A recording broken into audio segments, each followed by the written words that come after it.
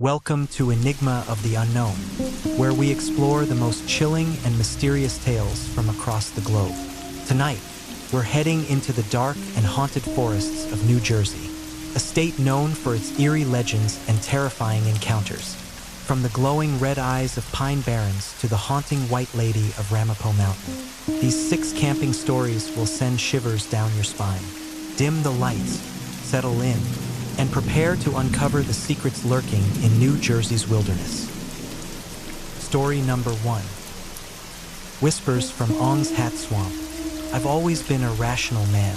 As a physics professor at a reputable university, I've spent my life grounded in facts and evidence. Ghost stories and urban legends were things I dismissed as fanciful tales for campfires and thrill seekers. So when my colleague and old friend, Dr. Emily Harris, invited me to join her on a research trip to the Pine Barrens of New Jersey, I accepted without hesitation. "There's something intriguing happening at Ong's Hat," she said over the phone. "Unexplained phenomena that defy conventional understanding." Ong's Hat? That's the place with the old science experiment rumors, right? I recalled reading about it, a supposed secret laboratory conducting bizarre experiments in the woods. "Exactly," Emily replied. "But there's more. People have reported whispers in the night, feelings of being watched, strange lights. I think there might be environmental factors at play, perhaps geomagnetic anomalies or undiscovered natural gases causing hallucinations." Her logical approach appealed to me. If there was a scientific explanation behind the legends, I wanted to find it. We arrived at the edge of the Pine Barrens on a crisp autumn afternoon. The forest stretched out before us, an endless sea of pines swaying gently in the breeze. The air was fresh, tinged with the earthy scent of pine needles and damp soil. Our campsite was a small clearing near the remnants of what locals claimed was the foundation of the old Ong's Hat settlement. As we set up our tents and unloaded our equipment, the sun dipped low, casting long shadows between the trees. "Feels isolating out here," Emily remarked, glancing around. "That's the point, isn't it?" I teased. "To get away from electromagnetic interference and test your theories?" She smiled. "True, but it's quieter than I expected." As night fell, we lit a small fire and began setting up our instruments, EMF detectors, audio recorders, and a makeshift lab for analyzing soil and air samples. Around 10 p.m., we settled by the fire to review the data collected so far. Nothing unusual. The EMF readings were normal, and the audio recorders had captured only the sounds of the forest rustling leaves, distant animal calls. "Maybe tonight will be uneventful," I suggested. "Perhaps," Emily conceded, "but the reports usually mention activity occurring after midnight." Then we wait. Around 1 a.m., the forest grew unnaturally silent. The usual chorus of crickets and owls faded, leaving an oppressive hush. I felt a subtle change in the air pressure, a tingling sensation that raised the hairs on my arms. "Do you feel that?" Emily whispered. I nodded. "It's like the calm before a storm." Suddenly, a faint whisper drifted through the trees. It was indistinct, like a hushed conversation just out of earshot. "Did you hear that?" she asked, her eyes wide. "Probably just the wind," I replied, though unease gnawed at me. The whispering grew louder, still unintelligible but undeniably there.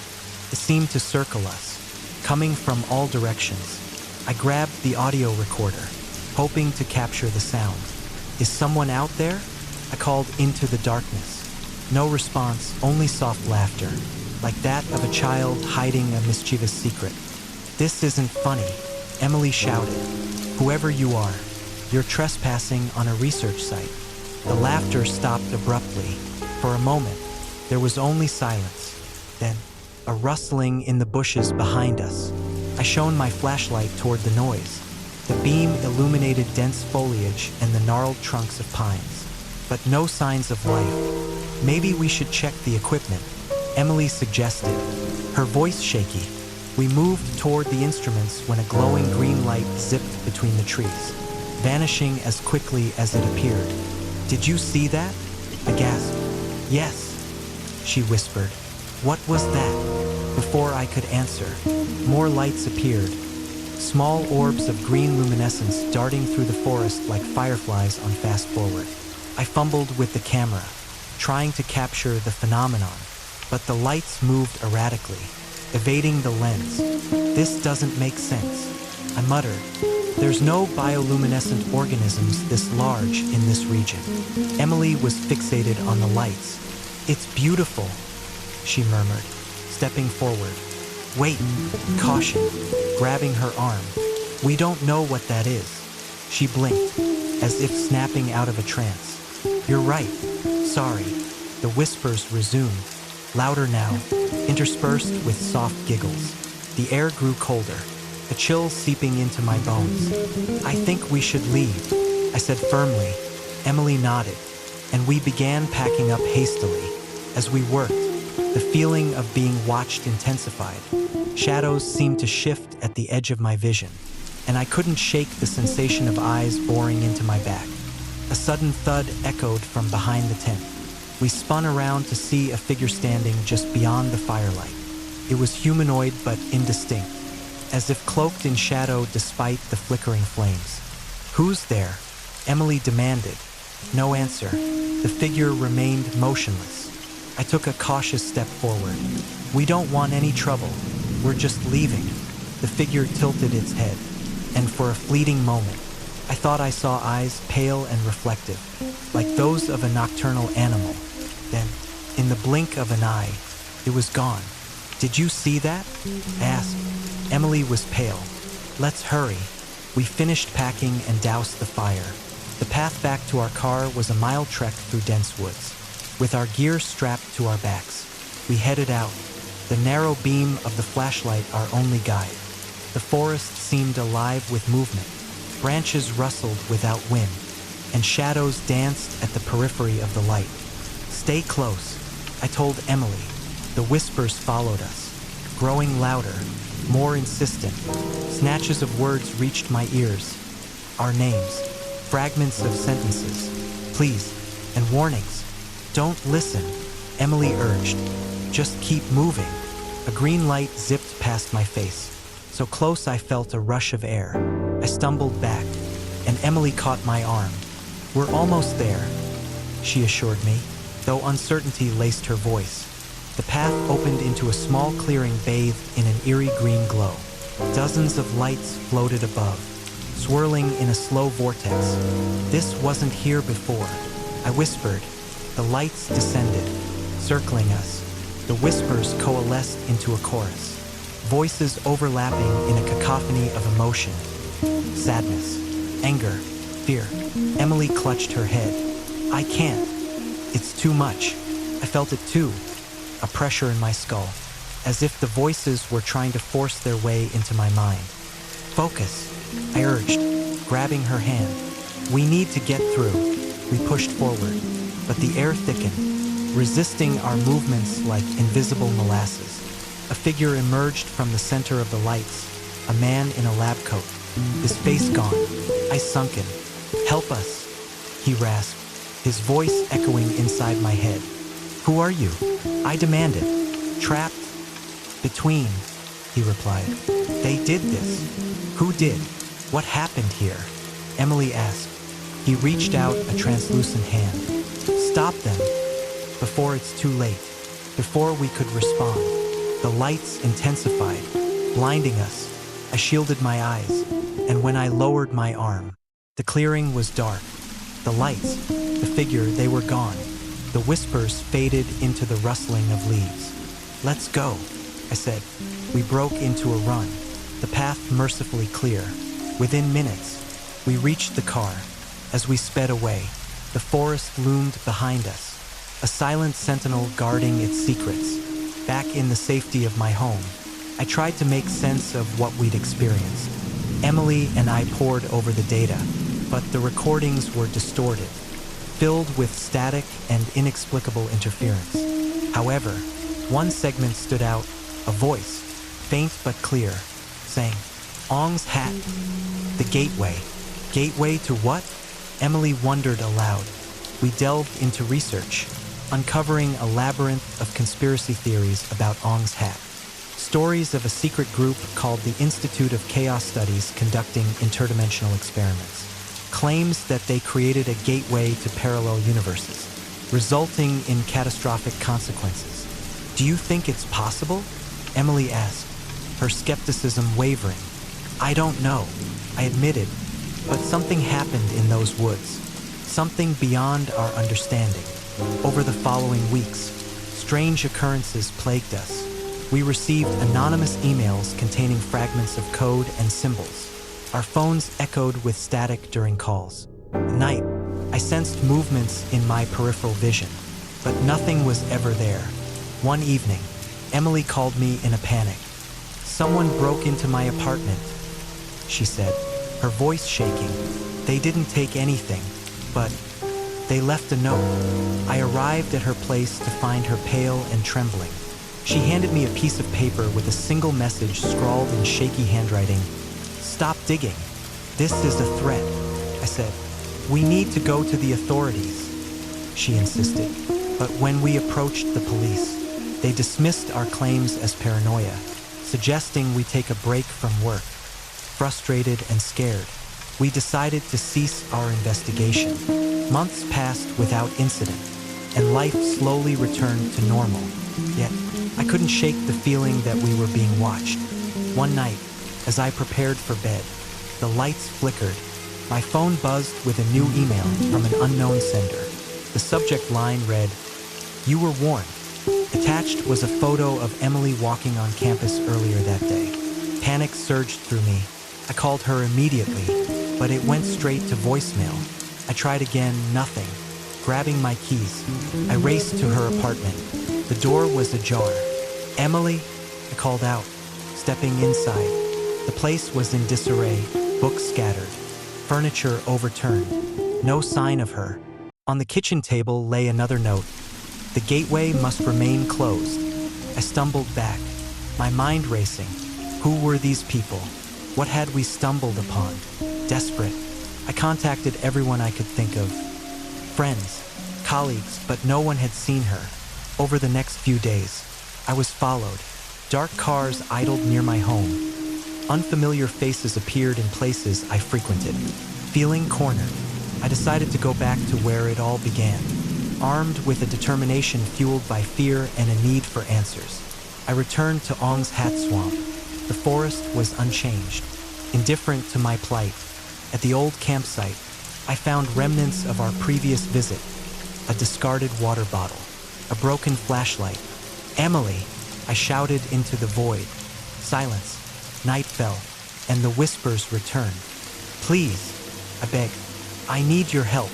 The green lights emerged, more numerous than before. The air vibrated with energy. The figure of the man in the lab coat appeared once more. "You were warned," he said. "Where is Emily?" I demanded. "Taken," he replied. "They protect the secret." "Who are they?"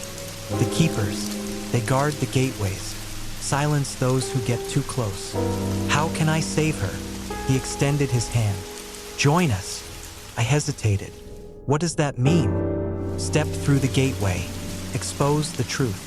The lights swirled around me, and a vortex of shimmering energy opened at the forest floor. A portal. "This is insane," I muttered. But what choice did I have?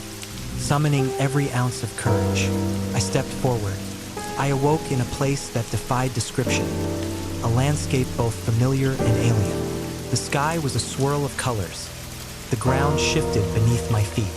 Emily stood nearby, her eyes closed. "Emily!" I called out, rushing to her. She opened her eyes, relief washing over her face. "You found me. What's happening?" I asked. "We're between worlds," she explained. "They trapped me here." "Why?" "Because we know too much." The figure appeared again, but this time, his form flickered, revealing glimpses of something monstrous beneath, a being of pure energy. "You cannot escape," it intoned. "The gateways must remain hidden." "Why are you doing this?" Emily demanded. "To protect reality. The human mind cannot comprehend the multiverse. Maybe not, I argued, but imprisoning us isn't the answer. The being hesitated. Your curiosity endangers balance. Then let us go, pleaded. We won't pursue it any further. It regarded us silently before the vortex reappeared. Go, but remember, some doors, once opened, can never be closed. We didn't need further prompting. Together, we stepped back through the portal. We found ourselves on the outskirts of the Pine Barrens, the morning sun casting a golden hue over the trees. Exhaustion hit us like a wave, but we were safe. In the weeks that followed, we kept our promise. We ceased all research into Ong's Hat and the gateways. The strange occurrences stopped, and the shadows receded from our lives. But the experience left an indelible mark. The world felt different, less solid, more fragile. Sometimes, I catch Emily staring off into the distance, a flicker of green reflecting in her eyes. Do you ever think about it? She asked me once. Every day, I admitted. Do you regret it? I thought for a moment. No, but I respect it. She nodded, understanding.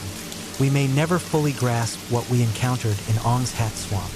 Perhaps some mysteries are meant to remain unsolved, the answers lying just beyond the veil of our comprehension. If you ever find yourself wandering the depths of the Pine Barrens, heed this warning. When the whispers begin and the lights appear, resist the temptation to follow, because some paths lead to places from which you might not return, and some secrets carry a price too steep to pay. Story number 2. The Howls from Lebanon Forest. I've always been an outdoor enthusiast. Growing up in New Jersey, I spent countless weekends exploring the trails and woodlands of the Pine Barrens. So when my college buddies, Mike, Sam, and Dave suggested a camping trip to Lebanon Forest, I was all in. We wanted one last adventure before graduation thrust us into the real world. Lebanon Forest? Isn't that where people hear those weird howls at night? Sam asked as we packed up the car. Mike smirked. Yeah, they say it's the Jersey Devil or some other creepy creature. Adds to the thrill, doesn't it? I rolled my eyes. Come on, guys, those are just stories to scare tourists. Dave shrugged. Well, whether it's haunted or not, it'll be good to get away. We set off on a crisp autumn morning. The drive was filled with laughter and the kind of banter that only comes from years of friendship. As we ventured deeper into the Pine Barrens, the roads narrowed, and the dense canopy of trees overhead filtered the sunlight into a mosaic of shadows. By late afternoon, we arrived at a secluded spot near a small clearing. The forest was alive with the colors of fall, reds, oranges, and yellows blending into a fiery tapestry. We set up our tents, gathered firewood, and settled in as the sun began to dip below the horizon. As night fell, the forest took on a different character. The chirping of birds gave way to the subtle rustling of nocturnal creatures. We sat around the campfire, its warm glow casting dancing shadows on the surrounding trees. Did you know? Mike began, his face illuminated eerily by the flames, that people have gone missing in these woods? Here we go, I sighed, sipping my beer. No, seriously, he insisted. Locals talk about strange howls that lure people deeper into the forest. They say if you follow the sound, you never come back. Sam chuckled nervously. Well, we're not planning on going anywhere, so I think we're safe. Dave poked at the fire. Let's just enjoy the night. Okay, no ghost stories. We shifted the conversation to lighter topics, reminiscing about college escapades and debating future plans. But as the hours wore on, a sense of unease began to creep in. Maybe it was the isolation, or perhaps Mike's stories had gotten under my skin. Around midnight, we decided to turn in. The fire had dwindled to glowing embers, and a chill settled in the air. I crawled into my tent, the sounds of the forest muffled but ever present. A distant howl pierced the silence. I sat up abruptly, my heart pounding. First, I thought I might have imagined it, but then it came again, long, mournful, and unlike anything I'd ever heard. I unzipped my tent and stepped out. The night was darker than before, Clouds had rolled in, obscuring the stars and casting the forest in an inky blackness. "Did you guys hear that?" I whispered loudly toward the other tents. Mike emerged, flashlight in hand. "You mean the howl?" Sam and Dave joined us, both looking unsettled. "What kind of animal makes a sound like that?" Dave asked. "Could be a coyote," I suggested, though I wasn't convinced. Another howl echoed through the trees, this time closer. It seemed to reverberate from all directions. "That doesn't sound like any coyote I've heard," Mike said, his earlier bravado fading. Sam shivered. "Maybe we should stoke the fire back up." We gathered more wood and rekindled the flames, the light providing a small comfort against the encroaching darkness. "Listen," Dave whispered. We fell silent. The forest, which had been alive with nocturnal noises, was now eerily quiet. No insects chirping, no rustling leaves, just an oppressive silence. Then, a series of howls erupted, each overlapping the other. They were louder, more intense, and seemed to circle us. "This isn't normal," I said, trying to keep my voice steady. Mike gripped his flashlight tightly. "Maybe we should leave. In the dark, we'll get lost." Sam argued. "Better than staying here," Dave countered, before we could decide. A shadow moved just beyond the tree line.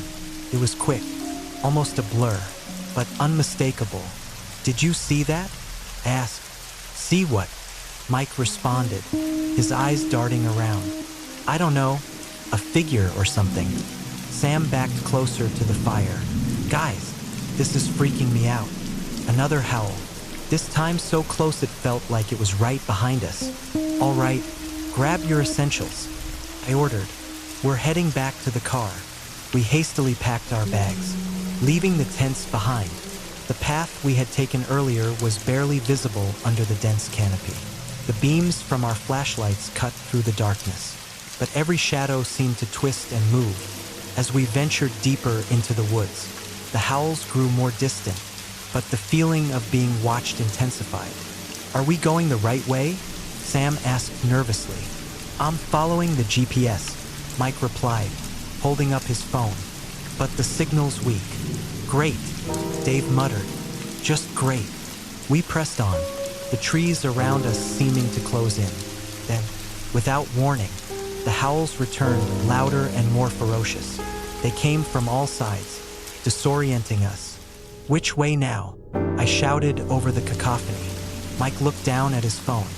"It's dead." Panic set in. We were lost in the woods at night, surrounded by unknown creatures. "Let's keep moving," I urged. "We can't stay here." We stumbled through the underbrush, branches snagging our clothes and scratching our skin. The howls shifted, sounding almost like distorted laughter. "This can't be real," Sam cried. Up ahead, we saw a faint glow. "Look, lights!" Dave exclaimed. Hope surged through us as we made our way toward the illumination. Breaking through the trees, we entered a small clearing, but instead of a road or campsite, we found an old, dilapidated cabin with flickering lights inside. "Should we go in?" Mike asked hesitantly. "Maybe someone can help us," I suggested, though unease gnawed at me. We approached the cabin cautiously. The door was ajar, creaking softly as it swayed in the breeze. "Hello," I called out. No response. We stepped inside. The interior was sparse, a few broken pieces of furniture, dusty shelves, and a fireplace with embers glowing faintly. "How are there embers?" Dave whispered. "Someone was just here." A sudden thud came from above us, like footsteps on the second floor. "Hello," Sam called out, her voice trembling. Silence. "Maybe we should leave," Mike suggested. As we turned to exit, the door slammed shut. The lights inside flickered and went out, plunging us into darkness. "What's happening?" Sam cried. We fumbled for our flashlights, but they refused to turn on. "Stay calm," I said, though my own fear was mounting. The howls began again, this time emanating from within the cabin. They were deafening, a chorus of anguish and rage. "Cover your ears," Dave shouted. The sound was overwhelming, penetrating, as if it were inside our very minds. Then, just as abruptly as it started, the noise ceased, the lights flickered back on, and the door creaked open. We didn't hesitate, racing outside. We found that the forest had transformed. The trees seemed older, twisted, and the path we had taken was gone. "Where are we?" Mike gasped. "I don't know," I admitted, "but we need to keep moving." We stumbled through the forest, driven by sheer will. Time lost meaning as we navigated the endless sea of trees. Finally, we broke through the tree line and found ourselves on a road. "Thank God," Sam breathed. In the distance, we saw headlights approaching. We flagged down the vehicle, a bewildered truck driver who looked at us like we'd risen from the grave. "What are you kids doing out here?" he asked. "We got lost while camping," I explained. "Can you help us get back to town?" He nodded. "Hop in. You're lucky I came along. Not many people drive this route at night." As we drove away, I glanced back at the forest. For a moment, I thought I saw a shadowy figure standing at the edge of the trees, watching us. Then it was gone. Back in town, we tried to make sense of what happened. Locals gave us wary glances when we recounted our story. "You shouldn't have gone into those woods," an old man warned. "There's things out there best left alone." "What did we experience?" I asked. He shook his head. "Some say it's the Jersey Devil. Others think it's spirits of the past. That forest has a history, a place where the veil between worlds is thin." We left New Jersey shortly after, each of us carrying the weight of that night.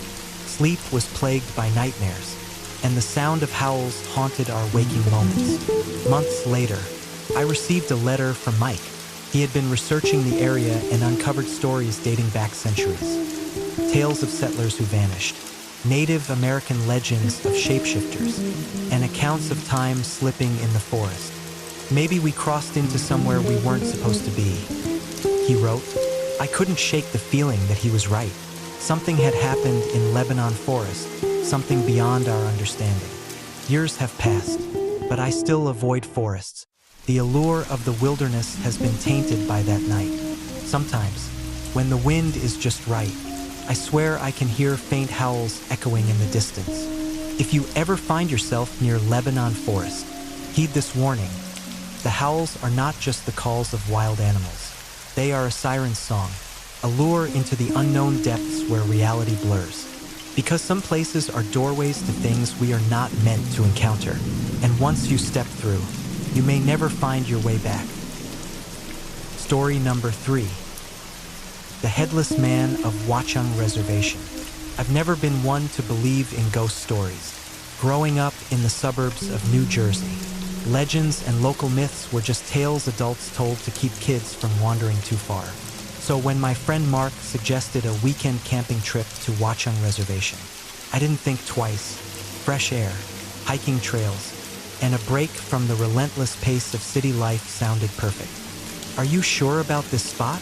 I asked as we loaded our gear into his old Jeep. "Absolutely," Mark replied, grinning. "It's secluded, and I've heard the trails are amazing. Plus, it's got some history." "History? Ha!" I raised an eyebrow. "You mean those ghost stories?" He chuckled. "Come on, Alex, don't tell me you're afraid of a few campfire tales." I shrugged it off, just making sure we're not trespassing on any haunted grounds. We picked up our friends Lisa and Dave on the way. The 4 of us had been inseparable since college, and with our hectic jobs, we cherished any opportunity to reconnect. By the time we arrived at Watchung Reservation, the sun was dipping low, casting a warm glow through the canopy of trees. The forest was dense, but we found a clearing near a small brook, a perfect spot to set up camp. As night fell, we gathered around the fire, roasting marshmallows and sharing stories. The conversation inevitably turned to the legends surrounding the reservation. "Did you guys hear about the Headless Man?" Lisa asked, her eyes glinting mischievously. "Oh, here we go," I sighed, taking a sip of my beer. "Seriously," she insisted. "They say in the 19th century, a man was wrongfully executed here.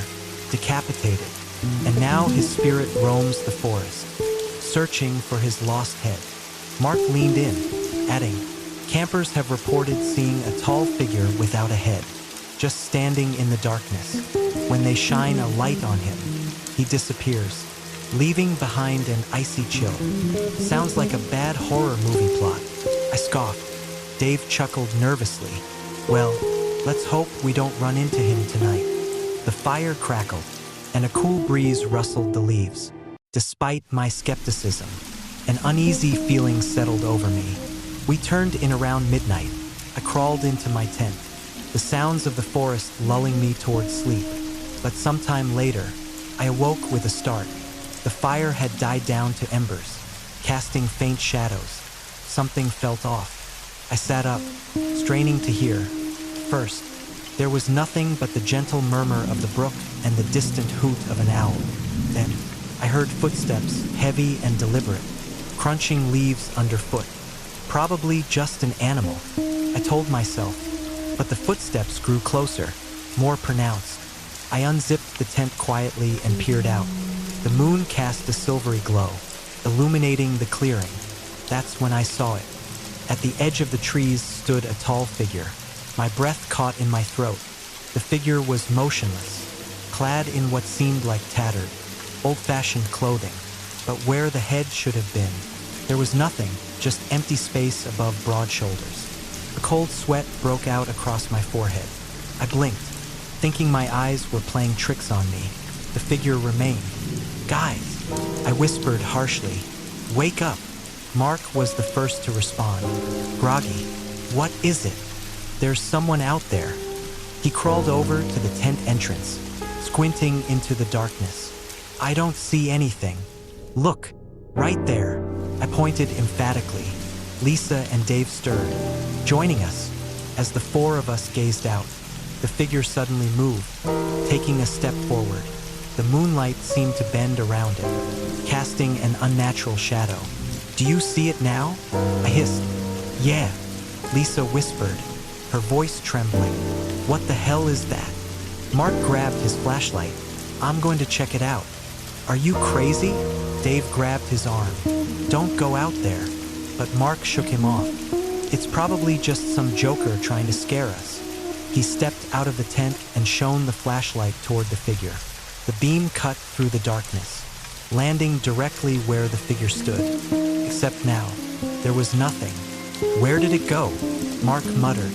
An icy wind whipped through the clearing, so cold it felt like it cut to the bone. I shuddered uncontrollably, my breath visible in the sudden chill. "This isn't right," Lisa said, backing into the tent. Mark scanned the area with the flashlight, but the forest was still. Too still. "Maybe we should leave," I suggested. "It's the middle of the night." Mark replied, though uncertainty tinged his voice. "We can pack up quickly," Dave said. "I don't feel good about this." A distant sound echoed through the trees, a low, guttural moan that made my skin crawl. "Okay, that's it," Mark conceded. "Let's get out of here." We scrambled to gather our belongings, stuffing sleeping bags and tents haphazardly into our packs. The oppressive cold persisted, and the darkness seemed to encroach upon us. As we made our way toward the trail leading back to the parking area, the sense of being watched intensified. Shadows shifted at the corners of my vision. "Stay close," Mark urged. We moved briskly, the beam of the flashlight bobbing with each step. The forest was a maze of trees, their branches twisting overhead like skeletal fingers. After what felt like hours, we reached a fork in the path. "Which way?" Lisa asked anxiously. Mark hesitated. I think it's to the left." "You think?" Dave snapped. "We can't get lost out here." "Calm down," I intervened. "Let's check the map." Mark fumbled with his backpack, pulling out a crumpled map. His hands shook as he unfolded it. Just then, a twig snapped behind us. We all froze, slowly turning. We saw the figure emerging from the shadows. Closer this time, the headless silhouette stood at the edge of the flashlight's reach, unmoving. "Run!" I shouted. We bolted down the left path, adrenaline fueling our sprint. The cold air burned in my lungs, and branches whipped against my face. Footsteps pounded behind us, heavy, relentless. This way. Mark veered off the path, leading us through dense underbrush. Are you sure? Lisa cried. No time, he yelled back. We burst into a small clearing, stumbling to a halt. Dead end. The towering trees encircled us like walls. It's a trap, Dave gasped.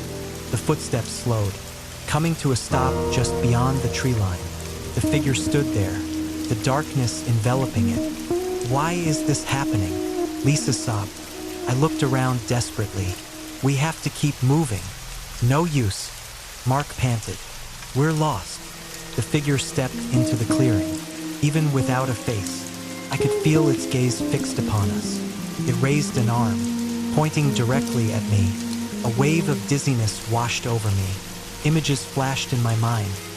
A man being dragged through the forest, pleading for mercy. A noose hanging from a gnarled tree. The snap of a rope. He's showing us something.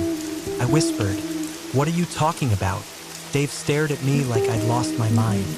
"I think he wants us to know," I continued, the realization dawning. He was innocent. The figure remained still, arm outstretched. What does that have to do with us? Mark demanded. Maybe he can't rest. Lisa said softly, maybe he needs justice. How are we supposed to give him that? Dave asked incredulously. I took a tentative step forward. We acknowledge it. We tell his story. The air seemed to vibrate, a low hum resonating through the clearing. Are you sure about this? Mark warned. I nodded, swallowing hard. We know you were wrong, I called out. We're sorry for what happened to you. The figure slowly lowered its arm. The cold began to dissipate, the oppressive weight lifting. For a moment, the forest was silent. Then, the figure began to fade, dissolving into the shadows until it was gone. Did that just happen? Dave whispered. I think so, Lisa replied, her voice shaky. We stood there, processing what had occurred. Let's get out of here, Mark finally said. This time, we found the correct path. As we emerged from the forest, dawn was breaking, the sky painted with streaks of pink and gold. Back at the parking lot, we loaded our gear in silence. Exhaustion settled over us, both physical and emotional. Do you think he'll rest now? Lisa asked as we prepared to leave. I hope so, I replied. In the weeks that followed, I couldn't shake the experience. Sleep was elusive, my dreams haunted by fragmented visions of the headless man. I began researching the history of Watchung Reservation. Buried in old newspaper archives, I found a story from 1823 about a man named Thomas Whitaker, falsely accused of theft. Despite scant evidence, he was sentenced to death. Locals took justice into their own hands, executing him in the very woods where we camped. It was said that his final words were a curse upon the land and those who wronged him. I shared my findings with the group. Maybe acknowledging his story is the first step, Lisa suggested. We decided to visit the reservation again, this time during the day. At the spot where we'd encountered the figure, we placed a small memorial, a simple plaque bearing his name and the words "wronged but not forgotten." As we stood there, a gentle breeze rustled the leaves. The forest felt different, less foreboding, more serene. Think this will help? Dave asked. I'd like to believe so, I replied. Life gradually returned to normal, but the experience left an indelible mark. I no longer dismissed legends as mere stories. Sometimes, the past lingers, seeking acknowledgement. Every so often, I revisit Watchung Reservation, drawn by an inexplicable pull. And while I've never again seen the headless figure, I feel a presence, one that's no longer tormented but at peace. If you ever find yourself wandering those woods, take a moment to listen. You might just hear the whispers of a man long gone, thanking those who finally heard his plea. Because some stories aren't just tales told around a campfire. Some are echoes of truths that refuse to fade, waiting for someone willing to listen. Story number 4. The Curse of Round Valley Lake. I've always been drawn to the water. Growing up in New Jersey, the beaches were my sanctuary, but as I got older, I sought solitude away from the crowded shores. That's how I found myself at Round Valley Lake, a sprawling reservoir nestled amidst rolling hills and dense forests. Locals whispered tales of mysterious disappearances and dubbed it the Bermuda Triangle of New Jersey. But I dismissed them as superstitions. "You're going camping alone?" my friend Mark asked skeptically as I loaded my gear into the car. "Just need some time to clear my head," I replied. "Work's been stressful." He shook his head. "Be careful out there. People say the lake has a way of keeping folks." I laughed it off. "I'll be fine. It's just a lake." The drive took less than 2 hours, but it felt like entering another world. The air was crisp, tinged with the scent of pine and earth. I found a secluded spot near the water's edge, perfect for pitching my tent. As the sun dipped below the horizon, the lake shimmered, a mirror reflecting the fiery hues of the sky. Sitting by the campfire that evening, I felt a profound sense of peace.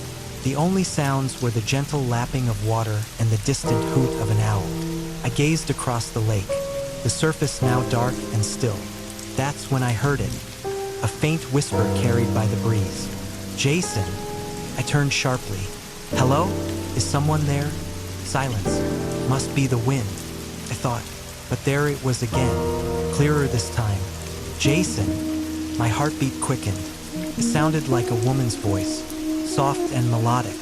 I stood up, scanning the shoreline, but saw no one. "Probably just tired," I muttered, retreating to my tent. Sleep eluded me. Every rustle of leaves or snap of a twig jolted me awake.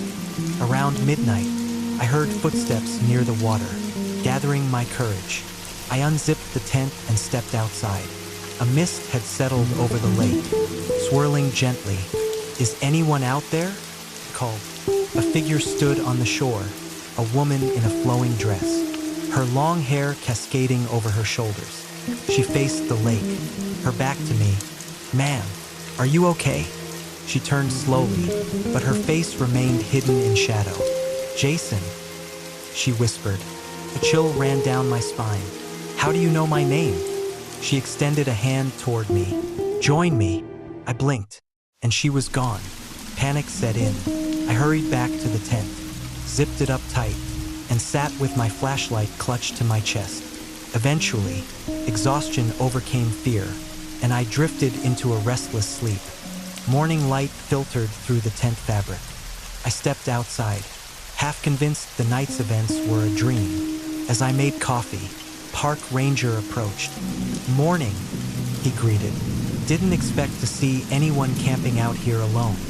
"Yeah, just needed some solitude," I replied. He nodded, but his eyes were cautious. "You didn't happen to hear anything unusual last night, did you?" I hesitated. "Actually, I thought I heard someone calling my name. Saw a woman by the lake." His expression hardened. "Listen, it's probably best you pack up and head home." "Why? Is something wrong?" He sighed. "There've been incidents, people hearing voices, seeing things that aren't there. Some folks have disappeared." I recalled Mark's warning. "You think the lake is dangerous?" "It's not the lake itself," he said cryptically. "Just be careful." He walked away, leaving me with more questions than answers. Determined not to let superstition ruin my trip, I decided to stay another night. I spent the day hiking, trying to shake off the unease. By evening, clouds had gathered, casting the lake in a somber gray. As darkness fell, the atmosphere grew heavy. The usual sounds of wildlife were absent, replaced by an oppressive silence. I sat by the fire, the flames offering little comfort. "Jason," the voice was back, more insistent. I stood up. "Who's there?" From the lake, ripples spread across the surface. Though there was no breeze, the mist thickened, and the figure of the woman emerged, standing atop the water as if it were solid ground. "Join me," she beckoned. "This isn't real," I whispered, backing away. She moved closer without taking steps, gliding over the lake. Her eyes became visible, pale and empty. "Stay with me," she pleaded. I turned and ran into the woods, branches scratching my arms and face. The terrain grew unfamiliar, trees twisting into grotesque shapes. No matter how far I ran, the lake seemed to be beside me, the woman's figure ever present. "Jason, don't run." Her voice echoed all around, desperate. I tripped over a root and fell hard. Pain shot through my ankle. Footsteps approached from behind. I scrambled to get up, but my leg gave way. "Why do you flee?"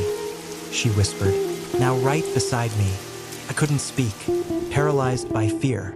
She knelt down, her face inches from mine. It was then I saw it, not a face, but a contorted mask of anguish, features shifting like shadows. "Stay," she commanded, summoning every ounce of strength. I shouted, "Leave me alone." A blinding light flashed, and she recoiled, dissipating into the mist. I didn't wait, ignoring the pain. I limped back toward the campsite.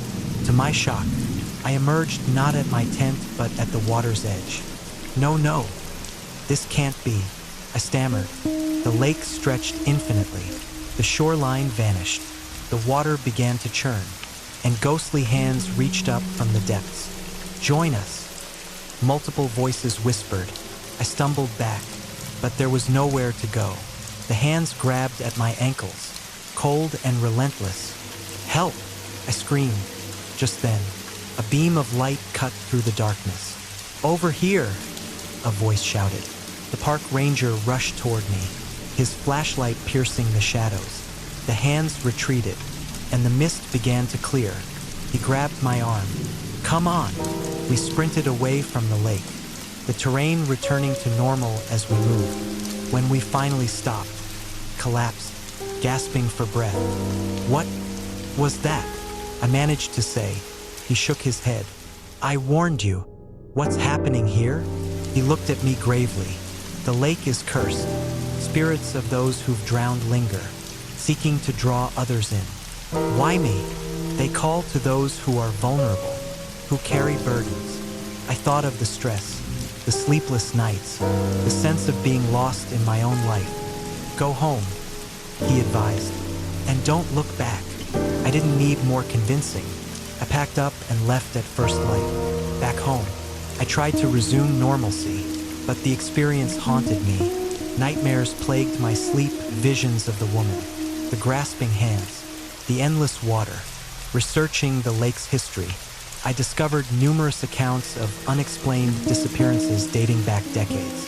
Locals believed the reservoir was built over a town that had been flooded, leaving the spirits trapped beneath. I sought out Mark. "Why didn't you tell me more about Round Valley?" He looked uncomfortable. "I didn't think you'd take it seriously. People are missing. Mark, something's wrong with that place." He sighed.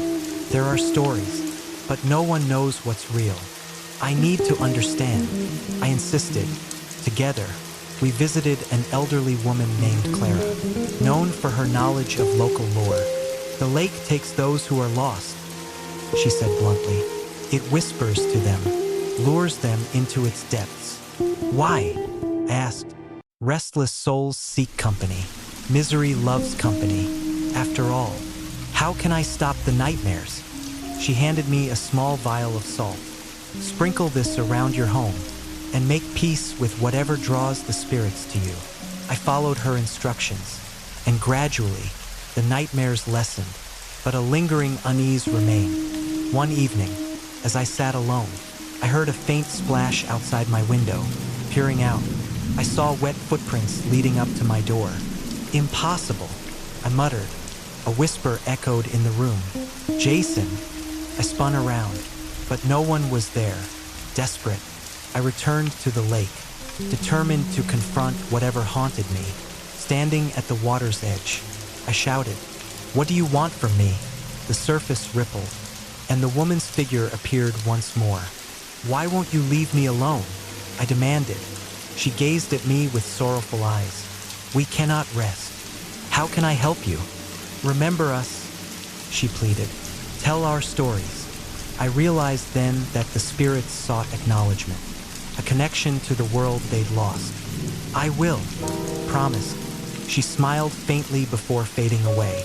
The lake grew still, and an overwhelming sense of peace washed over me. Kept my word. I wrote about the lake, the disappearances, the legends.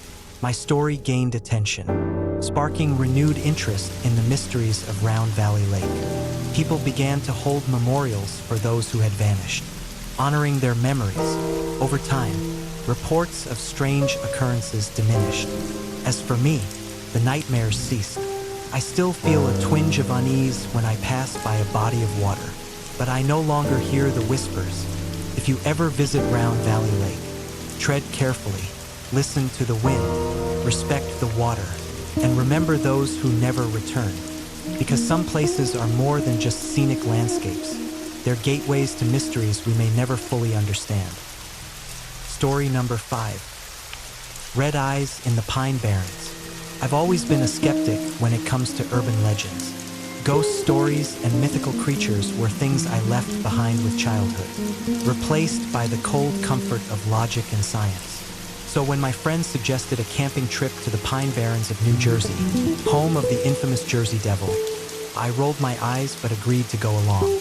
After all, a weekend in the woods with old friends sounded like a good escape from the grind. We were 5 in total: me, Jake, Tom, Lisa, Mike, and Sarah. We loaded up 2 cars with camping gear, snacks, and enough beer to keep us warm on the chilly October nights. As we drove deeper into the forest, the trees grew denser, their gnarled branches intertwining overhead to form a tunnel of sorts. The GPS signal faded, and our cell phones lost reception. The modern world was slipping away. "Look at this place," Lisa marveled from the back seat. "It's like we've stepped back in time, or into a horror movie," Mike joked, wiggling his fingers in mock spookiness. "Cut it out," Sarah said, smacking his arm. "You know I hate scary stuff." Tom, who was driving, glanced at me with a smirk. "You ready to meet the Jersey Devil, Jake?" I laughed. "Sure, maybe we'll get an autograph." We arrived at a clearing near a small stream and set up our tents. The afternoon sun cast a warm glow through the trees, and the forest felt almost welcoming. We gathered wood for a fire, and soon the scent of burning logs filled the air. As night fell, we sat around the campfire, roasting marshmallows and sharing stories.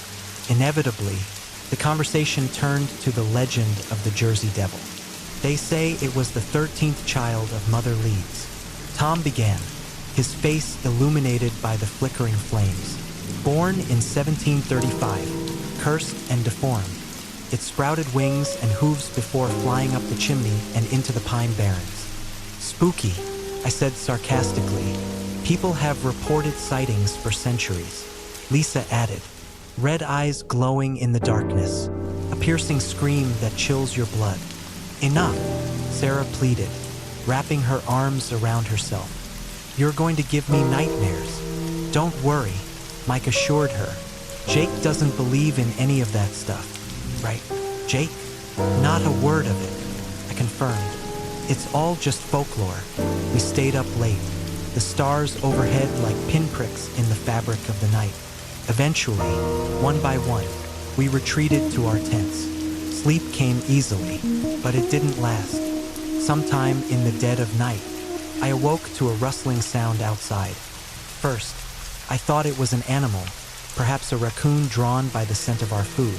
But then I heard a low, guttural growl that made the hairs on the back of my neck stand up. I sat up, straining to hear. The growl came again, deeper this time, resonating in the stillness. I unzipped the tent slightly and peered out. The campfire had died down to embers, casting a faint reddish glow. Shadows danced at the edge of the clearing. "Jake?" A whisper came from nearby. It was Tom from the adjacent tent. "Yeah," I whispered back. "You hear that?" "Thought I was dreaming," he replied. "What is that?" Before I could answer, a powerful whooshing sound swept over us, like giant wings beating against the air. The tents shook slightly, and I heard Sarah let out a muffled scream. "Everyone out here now," I commanded.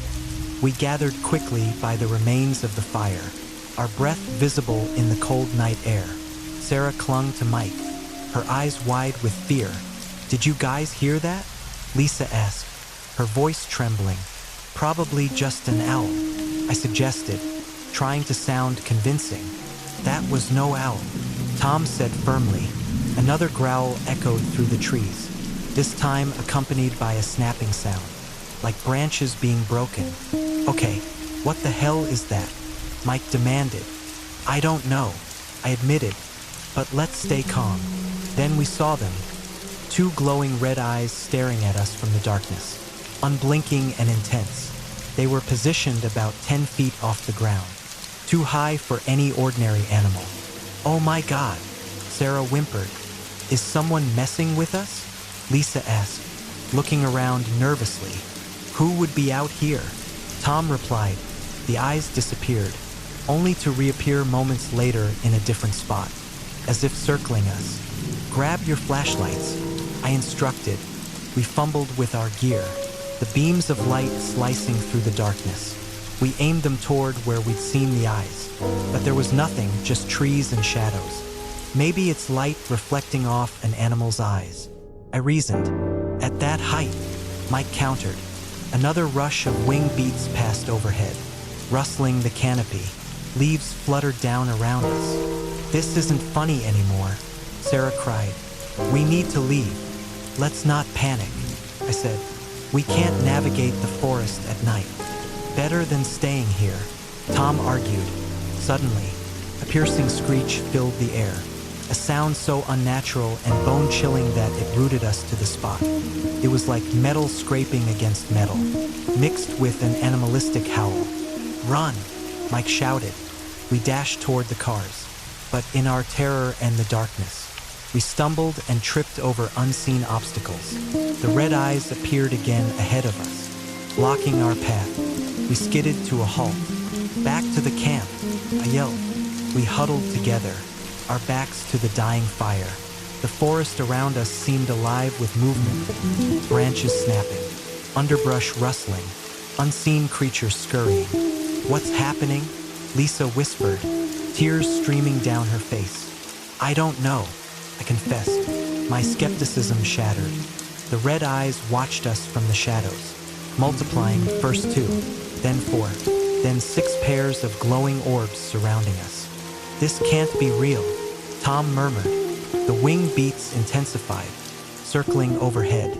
I looked up, but could see nothing against the starless sky. "We have to do something," Mike urged. I took a deep breath, trying to steady myself. "Everyone grab a piece of burning wood from the fire. Maybe we can scare it off." We each took a smoldering branch, holding it like a torch. The added light pushed back the darkness slightly, revealing fleeting glimpses of shapes darting between the trees, too quick to make out. "Stay together," I instructed. We formed a tight circle, the makeshift torches held outward. The red eyes retreated slightly but remained fixed on us. "Listen," Lisa exclaimed. The forest had gone silent. No insects, no nocturnal birds, just an oppressive quiet. Then, from somewhere deep within the woods, a voice whispered, barely audible, "Leave." "Did you hear that?" Sarah asked, her voice barely a squeak. "Yeah," Tom replied. "I think it wants us gone." "Fine by me," Mike said, "but we can't navigate in the dark." I reminded them, "Do we have a choice?" Lisa countered. Another screech tore through the air, closer this time. "Okay, let's go," I conceded. "Stay close. Keep the torches lit." We moved cautiously toward where we thought the cars were parked. The red eyes followed but kept their distance. The ground was uneven, roots and rocks threatening to trip us at every step. After what felt like an eternity, we stumbled upon the dirt path leading to the parking area. "Almost there," I encouraged. As we reached the cars, the red eyes stopped at the tree line. Watching, we piled into the vehicles, fumbling with keys and locks in our haste. Just as I started the engine, a massive shadow swept over us, momentarily blocking out the moonlight. The car rocked slightly, as if something had brushed against it. "Go! Go!" Tom urged from the passenger seat. I didn't need to be told twice. I slammed the car into gear and sped down the rough road, the headlights illuminating the narrow path ahead. In the rearview mirror, I saw the other car following close behind. Beyond that, the red eyes glowed in the distance, gradually fading as we put more ground between us. We didn't stop until we reached the main road, the bright lights of a gas station offering a semblance of safety. Inside, the harsh fluorescent lighting felt surreal. We were disheveled, dirty, our faces pale. What the hell was that? Mike demanded as we regrouped. No one had an answer. "Do you still think it's all folklore?" Lisa asked me pointedly. I shook my head. I don't know what to think anymore. We agreed to find a motel for the night, too shaken to attempt the drive home. Sleep was elusive. Every time I closed my eyes, I saw those red orbs staring into my soul. In the morning, over stale coffee and breakfast sandwiches, we tried to make sense of it. Maybe it was a group hallucination. I suggested weakly. "Come on, Jake," Sarah replied. "We all saw it. We all heard it. Then what? The Jersey Devil is real. Maybe not in the way the legends say," Tom mused, "but there's something in those woods." We parted ways later that day, each of us carrying the weight of the experience in our own way. Weeks passed, but the memories didn't fade. Nightmares plagued my sleep, and I found myself jumping at shadows. I needed answers. I dove into research, poring over historical records, eyewitness accounts, anything that could shed light on what we encountered. I learned that the Pine Barrens had a long history of unexplained phenomena, sightings of strange creatures, disappearances, and eerie sounds dating back centuries. One account from the early 1900s described a group of loggers who vanished without a trace, their camp found abandoned with tools left behind. The only clue was a journal entry mentioning red eyes in the dark and something watching us. I reached out to a local historian, Dr. Emily Harris, who specialized in regional folklore. "You're not the first to seek me out about this," she said when we met at her cluttered office. "The Pine Barrens hold many secrets. Do you believe the Jersey Devil is real?" I asked. She smiled thoughtfully. "I believe that legends often have roots in reality, whether it's a creature, a spirit, or something else entirely. People have experienced something they can't explain." I told her about our encounter. She listened intently. "Red eyes are a common theme," she noted. "In many cultures, they're associated with malevolent forces or guardians of sacred places." "Guardians?" She nodded. "Perhaps the forest is protecting itself. Or perhaps it's warning you." "Warning us of what?" "That some places are not meant to be disturbed." I haven't returned to the Pine Barrens since that night. None of us have. The experience left a scar, a lingering unease that can't be rationalized away. I still don't know what we saw, whether it was the Jersey Devil, a supernatural entity, or something beyond human comprehension. But I do know that the world is stranger than we give it credit for. And there are places where the veil between the known and the unknown is thin. If you ever find yourself in the Pine Barrens after dark and see red eyes watching you from the shadows, heed this advice, respect the legends, trust your instincts, and perhaps, most importantly, leave while you still can, because some mysteries are better left unsolved, and some things that lurk in the darkness are all too real. Thank you for joining us on this spine-chilling journey through New Jersey's haunted forests and swamps. From the whispers in Ong's Hat Swamp to the howls of Lebanon Forest, these tales remind us that even the Garden State holds some of the darkest secrets. If you enjoyed these stories, don't forget to like, subscribe, and hit the notification bell so you never miss another dive into the unknown. Until next time, stay safe, and remember, not every shadow in the woods is as empty as it seems.